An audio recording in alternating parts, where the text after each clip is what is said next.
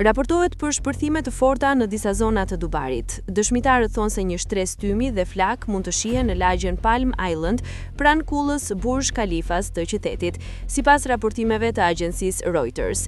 Autoritetet ende nuk kanë dhënë një njoftim zyrtar për ngjarjen. Incidenti vjen në një kohë të tensionuar në rajon, ku përplasjet dhe aktiviteti ushtarak mes Iranit, Izraelit dhe SBA-s janë shtuar, duke rritur shqetësimet për sigurinë. Sot ka ndodhur një përshkallëzim i madh i luftës midis Izraelit, Shteteve të Bashkuara të Amerikës dhe Iranit.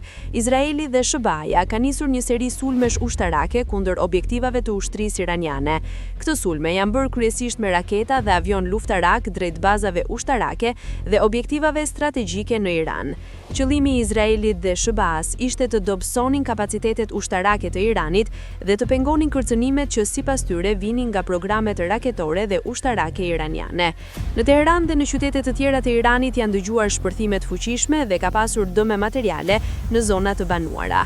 Ka raporte për viktima dhe të vrarë, përfshirë civil.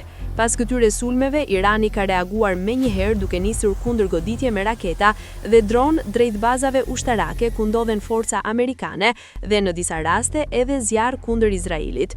Kjo ka shkaktuar shpërthime dhe alarma në rajon, sidomos në vende ku stacionohen trupat amerikane.